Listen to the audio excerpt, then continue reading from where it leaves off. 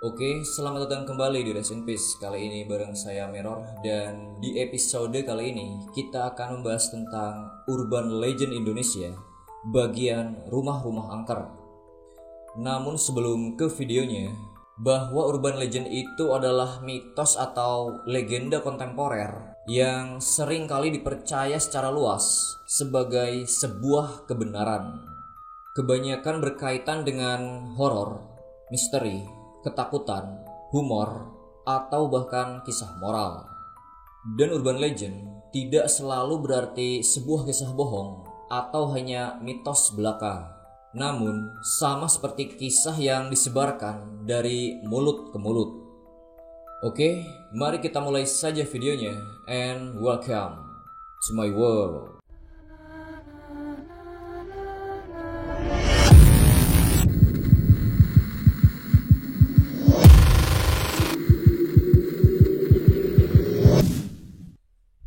Yang pertama, rumah Pondok Indah.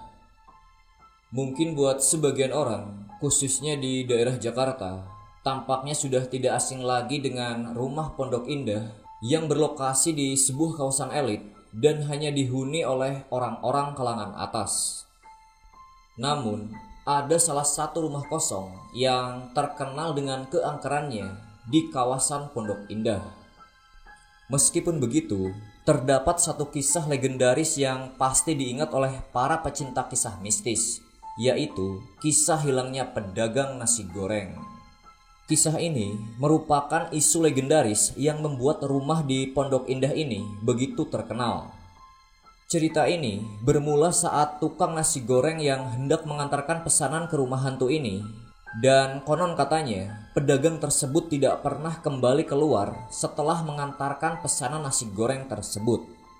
Rumah hantu Pondok Indah dikenal sebagai salah satu rumah angker yang ada di Indonesia, karena pada tahun sekitar 1983 rumah ini dijarah oleh sekelompok perampok dan membantai habis seluruh penghuni rumah, termasuk seorang pekerja rumah dan anak kecil.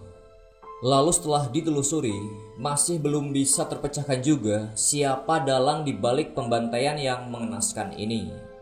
Nah, kisah sadis inilah yang pertama kali membuat warga masyarakat percaya bahwa rumah tersebut dihuni oleh hantu-hantu yang bergentayangan. Kisah-kisah dengan versi lain pun kemudian menyebar seperti api liar di kalangan masyarakat. Menurut keterangan warga di sana, banyak sekali fenomena-fenomena mistis yang terjadi di sekitar rumah hantu Pondok Indah. Salah satunya adalah cerita mengenai orang-orang yang diteror oleh para penghuni rumah hantu ketika melewati rumah tersebut. Malahan, kisah ini sendiri dibenarkan kebenarannya oleh beberapa paranormal. Selain itu, para praktisi supranatural meyakini bahwa rumah itu ditinggali oleh hantu yang sangat ganas. Dan puncaknya serangan hantu dari rumah angker ini terjadi ketika munculnya kabar tukang nasi goreng yang hilang pada tahun 2002 di rumah angker Pondok Indah. Setelah dikenal dengan berbagai cerita horor yang menjadi urban legend yang ada di Jakarta, sedikit demi sedikit fakta sebenarnya dari rumah ini mulai terungkap. Dan fakta tersebut muncul ketika bangunan ini diruntuhkan pada tahun 2008. Setelah ditelusuri, kisah pedagang nasi goreng yang hilang ternyata hanyalah mitos belaka. Kisah tersebut dibuat secara sengaja untuk membuat image angker dari rumah ini terus meningkat. Hal ini pun dikonfirmasi oleh seorang pedagang yang sudah berjualan selama puluhan tahun di sekitar daerah Pondok Indah. Menurut pedagang tersebut, kisah hilangnya tukang nasi goreng merupakan hal yang dibuat karena dia sendiri mencoba mencari kebenaran dengan mengumpulkan semua pedagang yang ada di area tersebut. Dan hasilnya, pedagang tersebut menyatakan bahwa tidak pernah ada pedagang yang hilang di area Pondok Indah. Yang kedua, rumah kentang. Untuk yang belum tahu, sekilas mungkin terdengar seperti sebuah restoran yang menjual aneka jenis makanan berbahan dasar kentang. Namun, rumah ini hanyalah rumah huni biasa yang menyimpan banyak sekali misteri di dalamnya. Rumah Kentang Dharma Wangsa terletak di kawasan Pondok Ranji Ciputat yang sudah bertahun-tahun kosong atau tidak berpenghuni. Ketika di siang hari, rumah ini sama sekali tidak menyeramkan, terlihat hanya seperti rumah huni pada umumnya. Namun, ketika malam tiba, suasana mencekam muncul dari rumah tersebut dengan cerita-cerita yang tersebar oleh masyarakat sekitar. Ditambah lagi kejadian-kejadian misterius yang juga banyak dialami, sehingga membuat kawasan ini bertambah esensi keangkerannya. Lalu, kenapa rumah tersebut disebut dengan rumah kentang? Konon, di rumah itu pernah terjadi peristiwa tragis, yang dimana ada seorang anak kecil yang tewas terjatuh dan masuk ke dalam kuali besar yang sedang digunakan untuk merebus kentang. Namun, ada juga yang menceritakan bahwa kejadian itu bukanlah sebuah kecelakaan, melainkan pembunuhan yang sengaja dilakukan oleh asisten rumah tangga di rumah tersebut. Asisten rumah tangga itu tidak tahan menghadapi kelakuan si anak kecil yang nakal dan sering membuat ulah, sehingga ia membunuh sang anak dengan memutilasinya dan memasukkan ke dalam kuali rebusan kentang untuk dihidangkan kepada semua penghuni rumah. Namun, selain cerita-cerita tersebut, yang membuat rumah ini disebut rumah kentang adalah karena sering tercium aroma rebusan kentang dan terdengar suara tangisan anak kecil dari dalam rumah tersebut. Dan banyak juga yang sengaja menghindari untuk melewati rumah ini, karena banyaknya masyarakat yang mengalami kecelakaan ketika melewatinya.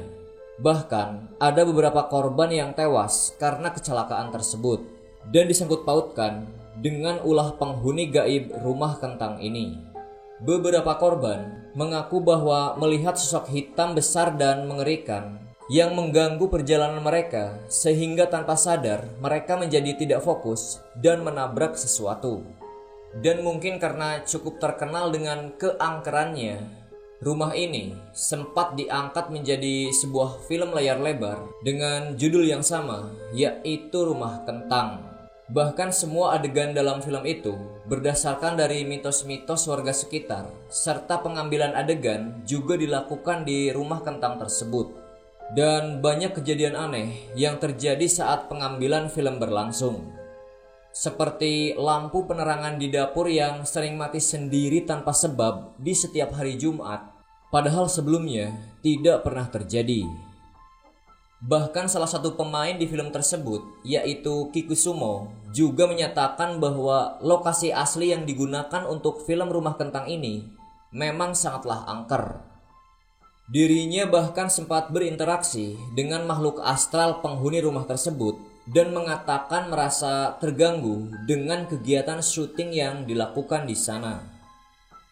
Ya, mungkin itu semua hanyalah kebetulan atau sugesti dari cerita-cerita yang tersebar oleh warga masyarakat sekitar. Tapi siapa yang tahu, nyatanya kawasan rumah ini masih menjadi wilayah yang angker dan membuat siapa saja enggan untuk melewatinya. Yang ketiga, Rumah Darmo Surabaya. Rumah Hantu Darmo merupakan sebuah urban legend yang tentunya sudah tidak asing lagi bagi warga Surabaya.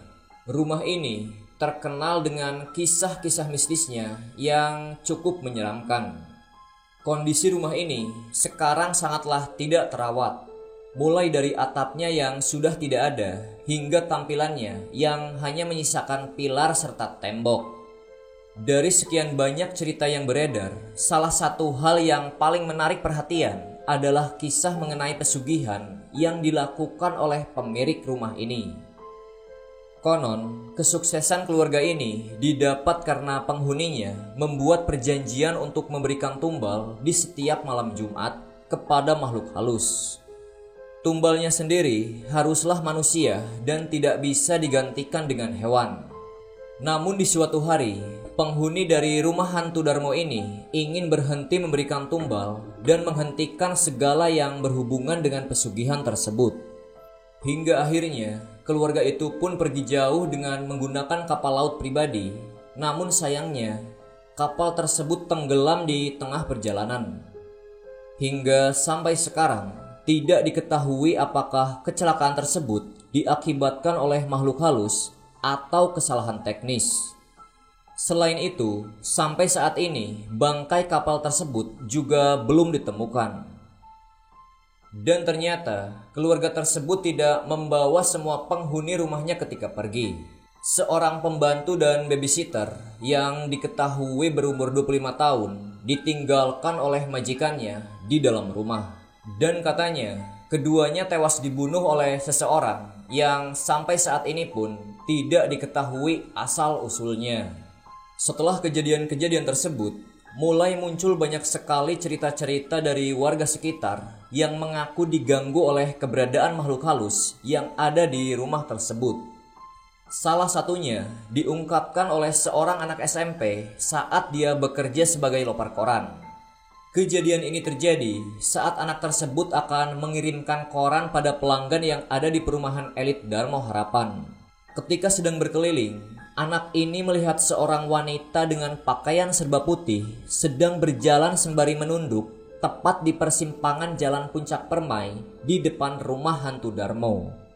Selain penampakan itu, warga di sekitar juga terganggu oleh suara tangisan di malam hari yang tentunya bersumber dari rumah hantu Darmo. Mengingat reputasinya semakin terkenal, rumah ini lambat laun dikenal sebagai rumah terangker yang ada di Surabaya. Dan tidak sedikit pula anak muda yang mencoba menantang diri mereka dengan melakukan uji nyali di rumah ini. Dan setiap uji nyali di rumah tersebut selalu berujung pada kesurupan yang saking seringnya kemudian dianggap sebagai hal biasa oleh para warga sekitar. Yang keempat, Rumah Gurita Bandung. Rumah Gurita adalah sebutan untuk sebuah rumah yang memiliki arsitektur yang cukup unik dan aneh. Sesuai dengan sebutannya, di bagian atas rumah ini terdapat dekorasi unik yang cukup aneh, yaitu gurita raksasa, yang dipercaya oleh sebagian warga masyarakat sebagai simbol pemujaan sesat atau gereja setan. Selain gurita raksasa yang menarik perhatian kalangan masyarakat, ternyata di rumah ini juga tertera nomor 666 dengan pola yang berbeda. Dan kalian pasti sudah tahu apa arti dari 3 angka 6 tersebut. Ya, menurut kepercayaan umum, angka 666 merupakan simbol dari satanisme. Menurut cerita yang beredar, untuk bisa bergabung dengan sekte sesat tersebut, kalian harus mengikuti ritual tertentu. Seperti menusuk jarimu dengan jarum, yang darahnya akan digunakan sebagai persembahan kepada yang dipuja. Sampai berhubungan seks di depan para jemaat lainnya. Beberapa orang juga ada yang mengatakan bahwa dulunya rumah tersebut tidak memiliki pintu sehingga banyak orang yang bingung bagaimana pemiliknya bisa masuk ke dalam. Dan mereka mempercayai pintu masuknya ini ada di dalam salah satu rumah warga yang ada di sekelilingnya. Kemudian, setelah banyak laporan yang masuk ke pihak yang berwajib mengenai dugaan aktivitas pemujaan sekte sesat, maka dilakukanlah pemeriksaan ke dalam dengan pembobolan tembok depan bangunan. Namun ternyata hasilnya nihil, karena belum ada bukti yang menunjukkan bahwa di sana benar-benar dijadikan tempat pemujaan setan. Maka beberapa masyarakat meyakini bahwa rumah tersebut hanyalah rumah biasa dan tidak ada hubungannya dengan gereja setan atau rumor lainnya. Menurut berbagai informasi yang beredar, pemilik rumah tersebut bernama Frans Halimawan. Dan karena kesibukannya, ia jadi jarang untuk menempati rumah tersebut dan malah menghabiskan waktunya di Jakarta. Dan dikatakan rumah tersebut berdiri sekitar tahun 1980-an. Dan berkat arsitektur pondasi yang kuat, rumah gurita ini bisa bertahan hingga sampai saat ini. Lalu menurut Frans, fungsi gurita raksasa di atap rumahnya adalah sebagai tandon air. Desain gurita tersebut tercipta karena kecintaan Frans terhadap dunia seni. Jadi, bagaimana kisah sebenarnya mengenai rumah gurita itu? Jawabannya, semua kembali kepada masing-masing individu. Apakah akan mempercayai rumor-rumor yang beredar ataukah mempercayai Frans Halimawan sebagai pemilik rumah? Yang kelima, rumah ambulan Bandung. Apa jadinya jika kalian melihat mobil ambulan yang berjalan tanpa supir di malam hari? Nah, inilah satu penggalan cerita yang tersimpan di rumah ambulan Bandung yang konon angker. Siapa sangka Bandung yang terkenal sebagai kota kembang ini ternyata menyimpan berbagai macam misteri di setiap sudut kotanya. Mulai dari hantu yang menggentayangi patung pastor di sebuah taman lokal sampai cerita masyarakat tentang hantu rumah ambulan. Pada intinya, rumah ini terbilang menyeramkan karena terdapat satu ambulan yang dari dulu selalu nongkrong di depan pekarangannya. Akan tetapi, di balik konsep sederhana tersebut, terungkap berbagai macam kejadian janggal dan cerita-cerita mistis yang membuat orang terheran-heran. Menurut cerita masyarakat, awal mula beredarnya cerita ambulan setan Bahu Reksa adalah kisah dari keluarga yang meninggal kecelakaan. Dan keluarga tersebut adalah penghuni rumah di Jalan Bahu Reksa, nomor 15 Bandung. Ambulan yang sekarang nongkrong di depan rumah tersebut adalah ambulan yang membawa mereka ke rumah sakit. Setelah selesai mengantar, katanya ambulan tersebut berpindah sendiri ke rumah korban tanpa seorang supir. Dan sampai sekarang belum ada yang memindahkannya. Dan pernah sempat ada yang memindahkan mobil ambulan itu. Namun anehnya, mobil ambulan itu lagi-lagi kembali ke rumah Bahu Reksa dengan sendirinya. Dan konon, orang-orang yang tidak beruntung akan melihat ambulan ini mondar-mandir di Jalan Bahu Reksa tanpa pengemudi. Beberapa cerita dari warga juga mengatakan bahwa sumber kecelakaan yang terjadi di sana adalah ulah ambulan hantu tersebut. Sumber-sumber lain juga mengatakan bahwa ambulan yang terparkir di depan rumah tersebut itu berbau amis. Terkadang tercium bau darah yang sangat menyengat.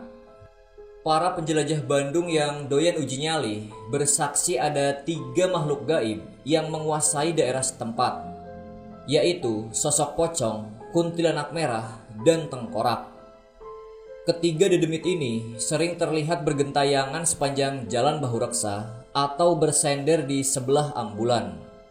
Sosok wanita yang berbaju merah yang akrab kita panggil dengan kuntilanak sering meneror warga dengan menampakkan dirinya di waktu maghrib. Kadang terlihat melambaikan tangannya dengan perlahan sembari tersenyum sinis pada siapapun yang bisa melihatnya. Dan jika ada seseorang yang beruntung, ia bisa melihat ketiga hantu tersebut dari ujung satu ke ujung kedua Jalan Bahu Reksa. Dilansir dari urbancompany.blogspot.com yang melakukan investigasi langsung ke TKP, sebenarnya sejarah rumah ambulan itu jauh dari apa yang diceritakan oleh warga. Ambulan yang disebut-sebut sebagai kendaraan setan tersebut sebenarnya adalah mobil mekanik yang dibeli oleh Rumah Sakit Boromeus Bandung. Sayangnya setelah dibeli, ambulan itu tidak bisa menyala sehingga akhirnya disimpan kembali di Bahu Reksa. Si bapak penjaga juga tidak membenarkan cerita orang yang menyebutkan bahwa ambulan tersebut sering keluar dari rumah tanpa ada yang mengendarai. Walaupun pada akhirnya Pak penjaga bisa mengkonfirmasi bahwa terkadang posisi ambulan tersebut pernah bergeser dengan sendirinya. Ia juga mengiyakan keberadaan ketiga sosok yang sering nongol di sekitaran mobil ambulan pada malam hari. Yang jelas, ketiga sosok itu adalah dari golongan jin dan setan. Banyak sekali cerita-cerita mistis yang sangat menyeramkan dari berbagai penjuru yang ada di Indonesia. Meskipun kadang-kadang itu hanyalah mitos belaka, tapi tetap saja bisa membuat bulu kuduk merinding ketika mendengar cerita yang menyeramkan. Oke, mungkin cukup sekian saja pada episode kali ini. Jangan lupa untuk like, share, dan subscribe. Dan tonton juga video-video horor lainnya di channel Rest in Peace. Sampai jumpa lagi di episode selanjutnya. Dan jangan biarkan rasa takut menguasai dirimu.